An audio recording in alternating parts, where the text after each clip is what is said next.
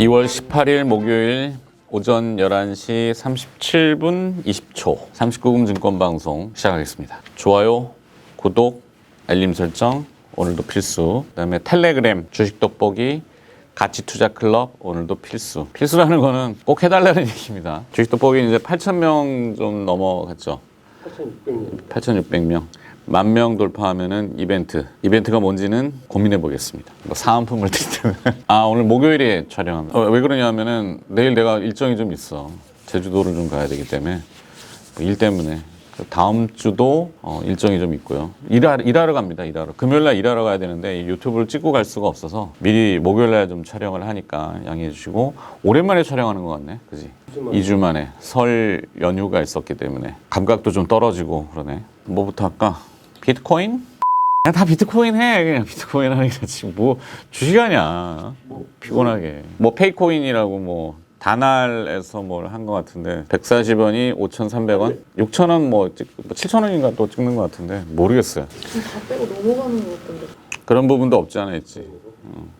대한민국 사람들이 좋지만 내가 한번 얘기하지 않았나? 혈액형 A형들이 좀 많아. ABO식 혈액형의 그 객관적인 뭐 과학적인 근거는 아니지만 그래도 이제 경험상 보면 혈액형의 어떤 그 우리가 일반적으로 생각하는 행태들 있잖아. A형은 어떻고 B형은 어떻고 뭐 O형은 어떻고 AB형은 어떻고 상당히 많이 맞잖아. 그지? 이게 무슨 얘기냐면 이제 그냥 카더라의 가설이지만 우리나라 사람들이 A형이 좀 많은 분포를 가지고 있고 나 역시도 A형이지만 그 A형들이 왜 어떤 특성이냐면은 소심, 세심, 생각이 많은 자기 자애심, 자기 존재감 그런 게 좀 강하지.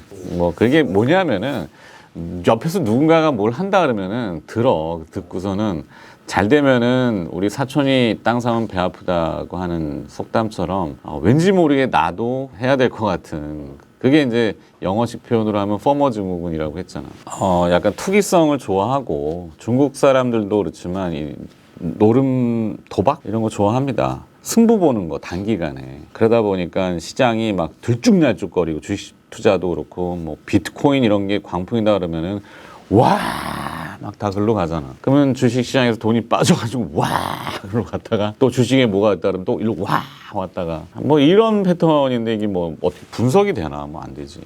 조금 고급스럽게 얘기하면은 리플레이션 플레이라고 하는데 디플레이션이 있고 인플레이션이 있어요. 그러니까 디플레이션은 글자 그대로 경기가 침체되면은 소비가 줄어드니까 소비가 줄면은 수요가 줄고 그래서 물건값이 떨어지는 그러니까 물가가 떨어지는 걸 디플레이션 경기 침체라고도 하고 그 반대는 인플레이션이잖아. 소비가 살아나고 경기가 살아나면은 다시 이제 수요가 늘어나고 기업들이 생산을 늘리고 이런 선순환 구조가 되는 그 인플레이션이에요. 그러니까 디플레이션에서 인플레이션으로 넘어가는 것을 리플레이션이라고 합니다. 리플레이션 베팅이 전 세계적으로는 다 지금 형성이 되고 일어나고 있어요. 추세가 그래. 그러다 보니까 인플레이션이 되고 물건값이 올라가면은 돈내 값도 올려야 되거든. 같이 자연스럽게. 그래서 금리를 돈의 값이라고 하는 금리가 정책 금리는 잡아놔도 시장 금리는 이렇게 따라가는 거고 우리가 늘 얘기했던 10년 만기 미 국채 금리 여기가 기준점이야. 모든 사람들이 다 그 얘기를 하겠지. 10년 국채 금리. 그래서 지금 1.27, 뭐 1.30을 살짝 넘기도 했고 그걸 이제 10년하고 2년물하고 비교를 한다 그랬잖아. 절대 금리를 보는 게 아니라 그래서 금리 스프레드를 봐야 돼요. 그러니까 항상 내 팔을 비교하지만 2년물을 여기에 놔두고 10년물이 이렇게 왔다 갔다 하는 건 큰 의미가 없어. 이게 이렇게 움직여야 돼. 이렇게 같이 2년물도 같이 올라가고 10년물도 같이 올라갈 때는 그때는 기준금리를 올릴 수 있어요. 정책금리를. 그때 되면 정책금리를 만지면은 한 번 만지기 시작하면 추세적으로 만지거든. 올리기 시작할 때. 그러면 이제 돈이 오그라들어. 오그라든다는 건 뭐냐면 돈값이 올라가기 때문에 물건값이 상대적으로 떨어지고 그 물건의 뭐 표현이지만 자산들, 주식도 그렇고 이런 것들이 한번 조정을 받는 타이밍이 그때 되면 옵니다. 근데 지금은 그건 원할 때가 아니라 그렇지. 이거 왔다 갔다 하는 거는 아직은 별로 의미는 없어요. 최근에 조금 시장이 빠졌던 거는 그러니까 얘기했잖아. 이렇게 움직이는데 사람들은 이렇게 움직일까 봐 걱정을 먼저 하는 건데 이거 움직이는 건 상관없다니까. 이게 이렇게 서버리면은 다시 또 뭔가 조정을 하겠지. 이걸 내리기 위해서. 근데 적당한 인플레이션은 괜찮아요. 경기가 회복되는 거의 시그널이기 때문에 괜찮고 그리고 또 시장 금리가 이렇게 좀 움직여도 견뎌낼 수 있는 기업들은 잘 가. 그러니까 실적으로 되는 기업들은 금리하고 관계없이 잘 가요. 주식시장이 그러니까 뭐 짧게는 뭐 왔다 갔다 하고 별 얘기를 다 하지만 아직까지도 큰 틀에서는 변화가 없다. 저는 이렇게 봅니다. 근데 다만 최근에 비트코인 때문에 저도 모르겠네요. 가상화폐는 그렇잖아. 이게 구조 자체가 채굴이라는 걸 해야 돼. 그러니까 난수, 산수, 굉장히 복잡한 블록체인을 풀어낼 때마다 보상으로 채굴자한테 그걸 주거든. 그게 이제 비트코인인데 뭐 다른 코인들도 대부분 그럴 거야. 근데 채굴을 멈출 때는 과연 어떻게 될까? 뭐 이런 생각도 좀 있고. 이게 무한대로 채굴이 되는 거예요. 그건 아니겠죠. 코인마다 다 다르겠지만. 복잡해요. 나도 잘 모른다니까. 모르는 건 모른다 그래야지. 시장은 아직은 시그널이 하방 쪽으로 나온 건 아닌. 아직은. 그럼요. 완전히 하방으로 나온다가 아니라 진짜 뭔가 굉장히 쇼킹한 현상들이 벌어질 때 이제 조심해야 돼라고 할 테니까 지금 뭐 그렇게 조심할 때는 아니고 올해의 가장 큰 뭐 테마 모멘텀은 인플레이션에 준하는 그러니까 물가가 올라가는 유가가 뛰고 그다음에 모든 원자재 가격이 다 뛰는 이건 뭐 내가 뒤에서 얘기하는 게 아니라 먼저 얘기했었잖아. 항상 우리 먼저 얘기해줬잖아. 왜냐하면 그걸 거래하니까 잘 안단 말이야. 금리 거래도 하고 뭐 FX 환율 거래도 하고 그다음에 커머더티라는 원자재 거래도 하고 난 그 거래가 내 주력이기 때문에 유가가 지금 또 뛰기 시작했어요. 배럴에 $60, $61, $62까지인데 화면에 나오네.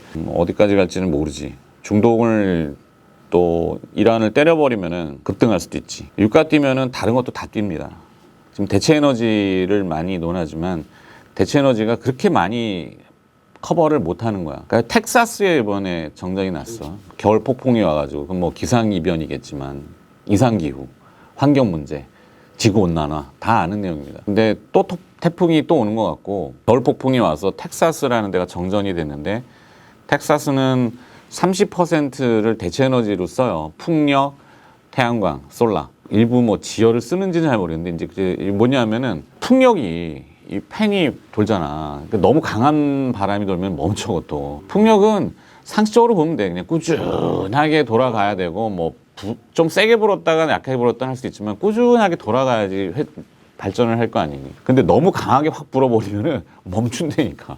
그것도 셧다운이 돼버리고 당연히 솔라는 패널 위에 뭐가 덮이면 안 되잖아. 눈이 쌓여버린 거지. 사막인 텍사스에 30년 만에 눈이 와가지고 12cm가 쌓였잖아. 그러니까 이제 태양광도 줄어들고 이게 좀 애매한데 원전 같은 것도 물을 쓰겠지. 근데 물이 얼고 그러니까 뭐 터빈이 멈추고 약간 그런 것도 있어요. 추워지니까. 그러니까 영상 2도에서 하루 만에 영하 22도가 되는데 그게 안 얼겠냐고. 그러다 보니까 이제 대체 에너지의 다양화를 좀 이야기해서 지열 에너지들을 조금 더 얘기하는 것 같고 뭐 지열 에너지 국내에 찾아보면 몇 개 있는데 뭐 GN1 에너지 좀 개별주인 것 같아요. 근데 주가가 이미 조금 한번 섰어 올라와서 GNC 에너지의 자회사인데 GNC 에너지, GN1 에너지 그 다음에 또 뭐 미코 같은 회사들은 이 수소 축전지를 건물 인빌딩이나 가정용으로도 지금 만들고 있잖아. 그것 때문에 신성이엔지도 오르는 거예요. 신성이엔지가 문제인 건 두 가지? 눈에 보이는 건 두 가지인데 뭐 에너지에 대한 이슈고 그건 뭐 바이든의 환경 정책, 친녹색 환경, 뭐 태양광이니까. 근데 신성이엔지는 하는 게 되게 많다 그랬잖아. 다양한 사업 구조들을 가지고 있고. 근데 이번에 주가가 움직이는 거는 신성이엔지의 이완근 회장의 딸이 지금 신성이엔지 대표고 둘째 딸인가? 그리고 막내 아들이 우리기술투자의 대표야. 우리기술투자가 코인 거래소를 가지고 있잖아. 두나무, 업비트. 그래서 그게 작용을 하는 것 같다 생각이 듭니다. 그거 말고도 신성이엔지는 뭐 워낙 다양한 포트폴리오에 이제 털어낼 거 털어냈으니까 올해는 조금 수익성의 전환 원년이 되지 않을까 기대를 합니다. 그렇게 될 거라고 보고. 그건 나중에 이제 신성이엔지의 그 우리 잘 아시는 김신우 이사를 한번 초빙해서 물어보도록 하고. 어디 하다 일로 왔니? 하여튼 에너지 문제와 환경 문제는 기후 문제까지 계속 좀 반복되는 것 같아요. 그게 이제 인플레이션을 자극하고 있고 아까 얘기했던 유가라든지 뭐 커머더티에 모든 해당되는 원자재들 뭐 광물이 됐건 비철금속이 됐건 그다음에 또 농산물이 됐건 원천적으로야 한국전력이 제일 관련성이 있는 주식인데 무겁잖아. 우리나라는 한전이 그냥 공기업대에서 주주들 입장이라면 한전은 굉장히 화가 나는 주식이지. 전혀 노력을 안 하니까. 근데 이제 전기요금이 전 세계에서 이렇게 싼 나라가 많지는 않아요. 또 중소기업들은 더 낮춰달라고도 요구를 하고 있고, 뭐 반도체 생산 라인은 셧다운을 한번 시키면은 재가동 시키는 데는 우리나라라면은 되게 빨리 한 2주면 해. 2주가 빠른 거예요. 네, 2주가 빠른 거예요. 2주일 정도면은 다시 정비해가지고 돌릴 수 있는데 미국 같은 경우는 여기 인력이 또 가야 되고 우리나라 삼성전자 인력이 가서 다시 세팅을 하고 조율을 해야 돼요. 이게 반도체가 온도와 습도에 굉장히 민감할 수밖에 없어요. 그래서 다 진공으로 한다고 했잖아요. 생산 라인이 길고 뭐 하나만 틀어져도 불량이 나고 그러면은 엄청난 손실이 나기 때문에 그걸 다시 정비해서 막 조율하고 막 하는 것들이 굉장히 오래 걸려. 그러니까 미국은 이걸 다시 재가동하려면 미국 공장은 한 5월 달 초반은 돼야 되지 않을까 싶어요. 지금 2월이지만 빨라야 한 4월 정도, 한 2달은 걸릴 것 같아. 그러면은 그 기간 동안 거기서 만들어냈어야 되는 시스템 LSI라고 하는 빈메모리 칩들이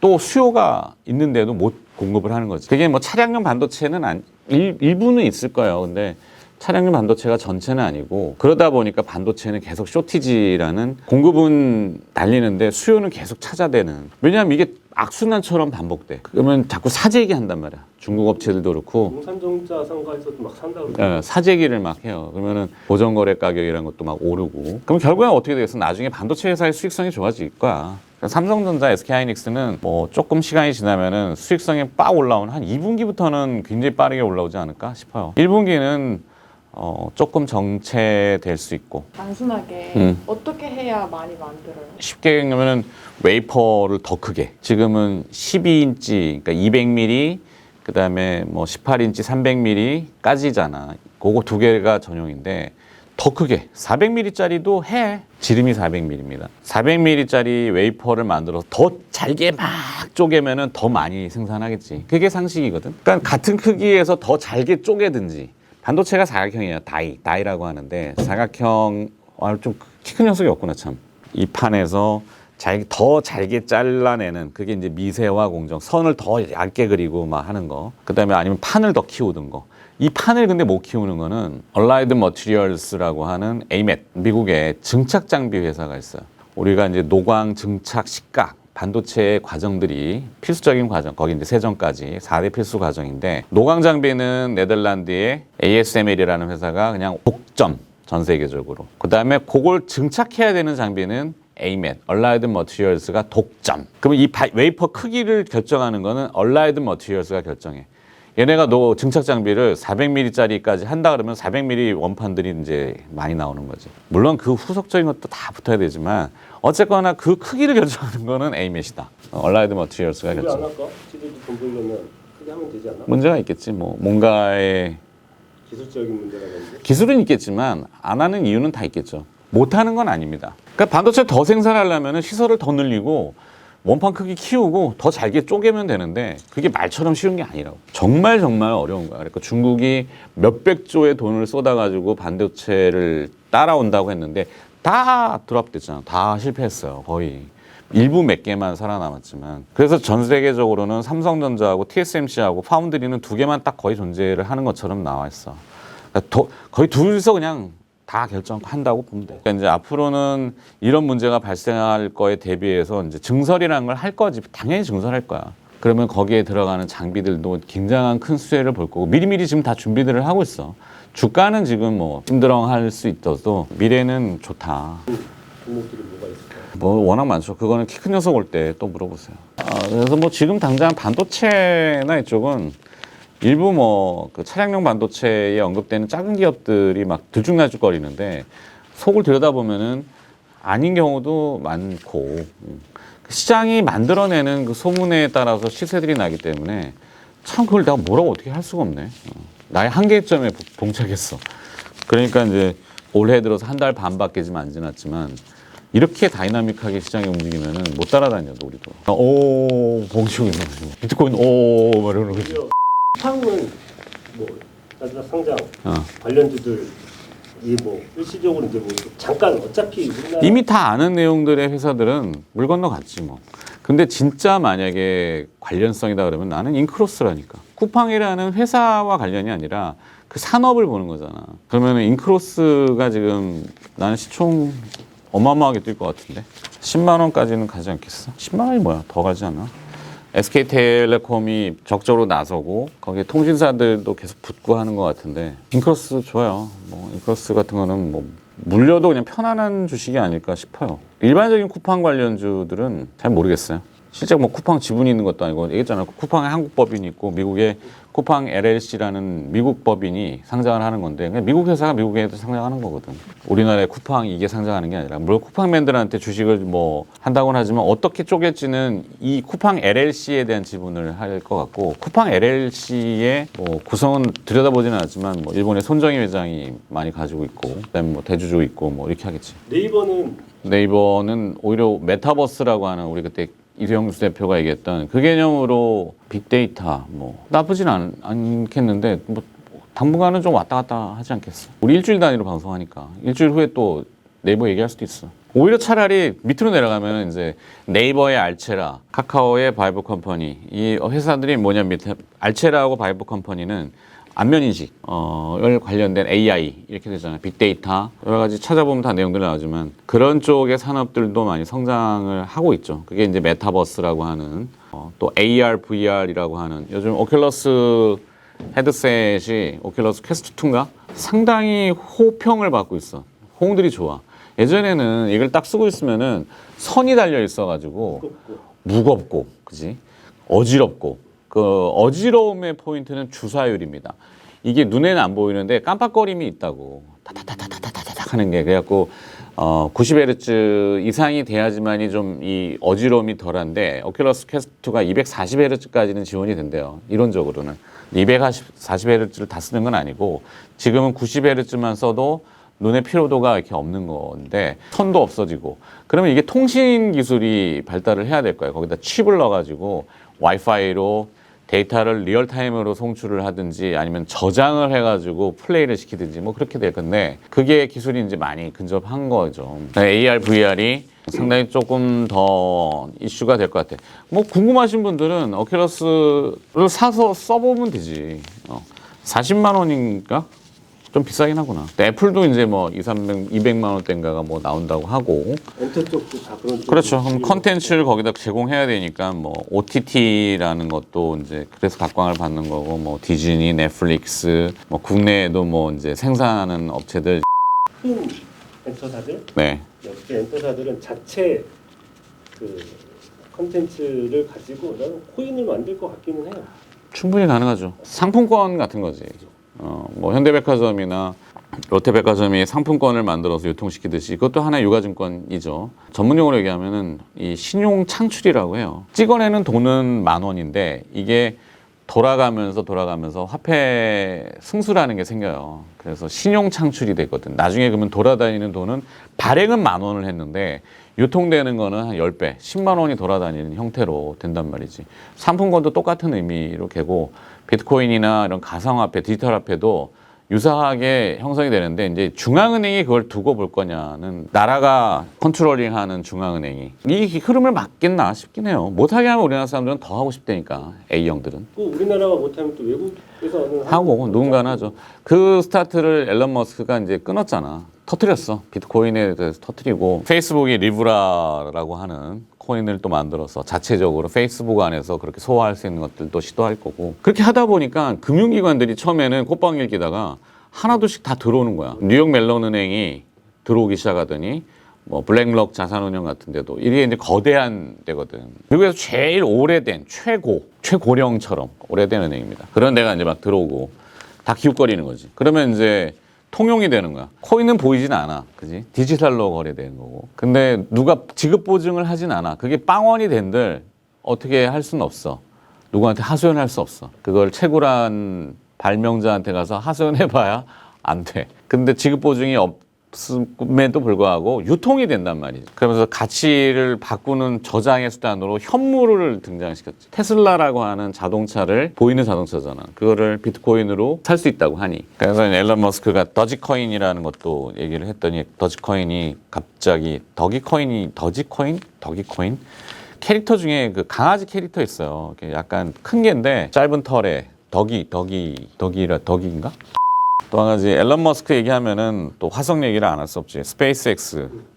이번 주 그러니까 우리 시각으로는 19일 새벽으로 돼 있는데 하여튼 19일 넘어가는 주말 토요일 날 아침이 됐던 미국에서는 이제 뉴스 보도가 크게 나오겠지. 화성에 착륙선이 내려가잖아. 화성 근처에 도는 거는 중국도 했고 아랍에미레이트도 했어요. 뭐 러시아는 아직 모르겠네. 미국 우주항공국, 항공우주국, 나사. 5번째 화성 로보라고 표현하는데 퍼서비어런스 이름을 이렇게 어렵게 졌니? 퍼서비어런스에다가 또 조그마한 헬기를 하나 얹어가지고 인저니어티 한 1몇 킬로짜리인데 동력 실험을 하는 거지. 그 화성에다가 착륙을 시켜가지고 그 조그마한 프로펠러 무인 동력기, 당연히 무인이지. 그런 걸 이렇게 날려보는 실험들을 하고 성공하면은 주말에는 아마 그런 뉴스들이 미국은 도배가 될 거예요. 그러면 당연히 그 다음 주에는 다음 주 우리나라도 지금 목요일인데 이제 우주 관련주들이 약간 움직이는 거 보면은 연관성이 있는 것 같고 그래서 우리 또 뭐 한국항공우주를 많이 얘기했잖아. 사실 한국항공우주는 회사가 어떻게 하느냐에 따라서 색깔이 달라질 수 있는데 방산을 앞에다 내세우지 말고 방산을 뒤로 빼고 방산을 밑에 깔고 있는 거고 KF-X라고 하는 전투기나 수리용 헬기 같은 거는 그냥 깔고 있다라는 거는 그냥 기본으로 해요 라고 하는 정도지 그걸 전면에다 내세우면 자꾸 방산체로 인식이 되니까 테마주처럼 되잖아. 방산 테마 막 이렇게. 근데 그 회사가 가지고 있는 내공은 기술력뿐만이 아니라 이 항공 우주 쪽의 그 위성체, 특히 이제 발사체에 특화된 기술, 그리고 위성 중형 위성들 UAM이라고 하는 이 수직 이착륙하는 프로펠러 동력기. 당연히 헬기를 만드는데 그렇지 않겠나? 근데 앨런 머스크가 Personal Air Vehicle (PAV) 파브라고 하는데 그 개념을 또 얘기했어. 그 사람이 얘기하면은 다 이슈가 되는 거야, 그렇지? 앨런 머스크 왜냐하면은 지금은 시가총액이 테슬라가 어마어마하게 커졌지. 물론 이게 오그라들지 말라는 법은 없지만 커지면은 힘이 생겨. 말 한마디에. 비트코인 얘기하면 비트코인 막 더기코인 얘기하면 더기코인. 그 사람이 또 이제 터널 뚫어서 하이퍼루프 한다 그러면 또 그것도 관련이 있지. 하이퍼루프는 국내 관련 기업이 현재는 2가지인데 동아지질, 그다음에 한국항공우주. 동아지질은 뚫는 거, 터널. 한국항공우주는 그 안에 들어간 동체. 안에 뭐 움직여야 될 거 아니야. 이게 왜냐하면은 한국항공우주가 가지고 있는 주요 사업 중에 MRO라는 사업이 있어요. 그러니까 해외에서 보잉이나 비행기들이 수리하러 일로 온단 말이지. 수리의 개념이 항공기 동체도 그렇지만 그 이음새 부분이 있어요. 특수하게. 배를 만들 때 보면은 블럭 단위로 이렇게 만들어서 붙이잖아. 처음에 통으로 하는 게 아니라. 항공기도 똑같아. 블럭으로 이렇게 만들어서 이어야 되는데 그 이어내는 이 기술이 우리나라가 최고입니다. 그걸 좀 더 쉽게 하면 용접. 옛날에 이제 우리 기능 올림픽 같은 거 하면은 용접으로는 다 우리가 금메달이야. 무조건. 잘해. 응? 알잖아. 이거 뒤로 쓰고. 물론 특수용접은 또 다르고 그런 용접 기술이 우리나라가 워낙 월등하고 한국항공우주가 가지고 있던 그 주변에 조선조들이 조금 어려움을 겪으면서 우수한 용접 인력들이 일로 많이 왔어. 그러다 보니까 앨런 머스크하고 교류만 하면은 대박이지. 야, 우리가 동체 만들어줄게. 응? 하이퍼루프에 아니면은 위성 발사체에도 동체. 그지? 단단하게 다 할 수 있거든. 앨런 머스크의 스페이스X가 그러니까 얼마 전에 조금 주가가 이제 한 이번 주에 이렇게 출렁일 때가 있었는데 뭐냐면은 위성을 쌓아 올려서 스페이스X가 그래갖고 위성은 잘 뿌렸어. 한 100여 개를. 이게 산탄처럼 위성 하나에 하나가 아니라 산탄총 있잖아. 그 새 잡을 때 쏘면 빵 쏘면은 호로록 터지는 것처럼 위성도 똑같아. 쭉 올라가갖고 빠라랑 뿌리거든. 그러니까 앨런 머스크의 개념은 우주선을 쓰고 버리는 게 아니라 다시 재활용하는 거야. 그럼 발사체가 갔다가 다시 돌아와야 되는데 착륙하다가 뭔가 문제가 생겼어. 그게 이음새 부분에 뭐 이런 것들인 것 같은데 그런 걸 한국항공우주가 잘하잖아. 그러면은 서디션을 해보는 거지. 제시를 앨런 머스크한테 야 한국 우리가 해줄게. 제시를 딱 하면은 뭔가 크지 않겠어? 나는 그러니까 회사가 그런 의향이 있는지는 혹시나 이 방송을 본다면은 제시를 해볼 수 있는 거지. 앨런 머스크한테 아니면 베이조스한테 아마존의 베이조스한테. 자동차도 결국 애플은 하청업체를 두고 싶은 거고 자동차 업체들은 하청은 아닌 거고. 단순 하청이지. 단순 하청은 이게 그때도 한번 얘기했나? 대만의 TSMC라는 파운드리 업체는 수익성이 높지가 않아. 왜냐하면 생각해보면은 규격화된 것들을 디램 같은 거는 막 만들어서 내가 가격을 좀 잘 붙여가지고 팔 수 있는데 시스템 LSI나 파운드리는 이쪽에서 원하는 대로 만들어줘야 되는 거지. 그러면은 그 마진을 박리해요. 박리.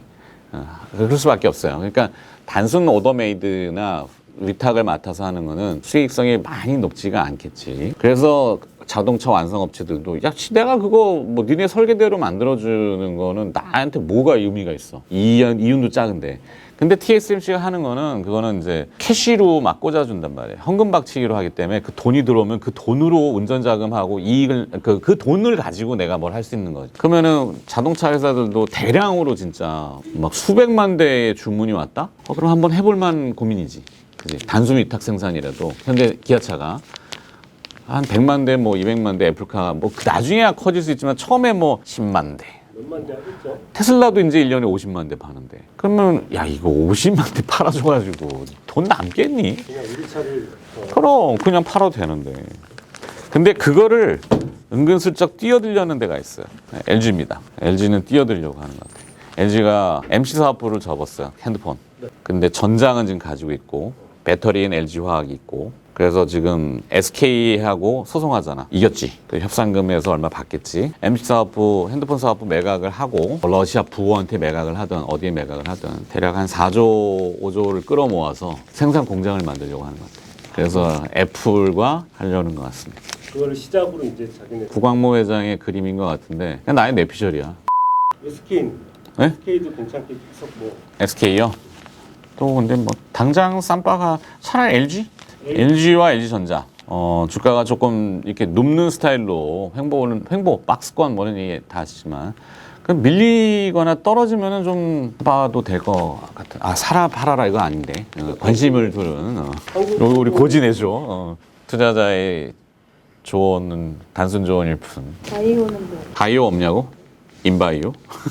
바이오 농약회사면 농약회사. 관료가 아니라 친환경 농약. 기다리면은 분명히 줄 것 같은데 보초의 고통. 한 2시간, 1시간 넘게 막 서 있으면 지루하잖아. 못 견딘다고 다리 아프고. 그래서 보초의 고통이라는 표현을 쓰는데 내가 주식을 사놓고 안 움직여가지고 답답할 경우를 어떻게 견뎌낼 거냐. 이 문제지. 순서는 올 거라고 보고 그게 당장 다음 주면 좋겠지만 그건 나도 솔직히 잘 모르겠고. 인바이오 계속 보고 있고 그다음에 이제 좀 시장에서 많이 얘기되는 거는 뭐 와이더 플래닛이라는 기업도 많이 들여다보고 있는 것 같아요. 신규 상장된 건데 와이더 플래닛, 뭐 파인테크닉스. 파인테크닉스는 본방을 보신 분들은 다 아시겠지만 또 얘기하니까 다들 이제 달려들고 얘기하더라고. 달려든다는 게 좀 그렇죠. 몇번 얘기했죠. 했었나? 이영수 대표도 와서 아 그때 우리 힌지 얘기했잖아. 내장 힌지. 객단가 27,000원. 근데 600만 대를 봤는데 그 이상 뭐 하거나 아니면 중국으로 더 넓혀지면은 뭔가 좀 관심 받겠지. 그 정도지 싶습니다. 오늘은 62CNS 앵커의 종목이라고 적으려고. 아니 그냥 옛날에 한번 잠깐 봤던 거잖아. 아 어떻게 해야 되니 이거. 매각 이슈겠지 뭐. M&A나 잘 모르겠는데 회사는 둘 중에 하나지. 자생으로 살든지 아니면은 팔아버리든지. 근데 61CNS도 어차피 LG 관계사 구시일가에 그러니까 이게 죽도록 냅두지는 않을 거라는 단순 개념. LG는 원래 그런 성향이 강해요. 모르겠습니다. 하여튼 시세가 움직이는 건 나 잘 몰라. 자꾸 이러면 612CNS면 관련주로 뜬단 말이야. 이러지 마. 나 몰라. 좋아요, 구독, 알림 설정, 댓글 그리고 텔레그램에 주식 돋보기 가치 투자 클럽들 많이 가입해 주시고 관심 기울여 주시고 하시면 될 것 같습니다. 다음 주에 또 봬요. 안녕.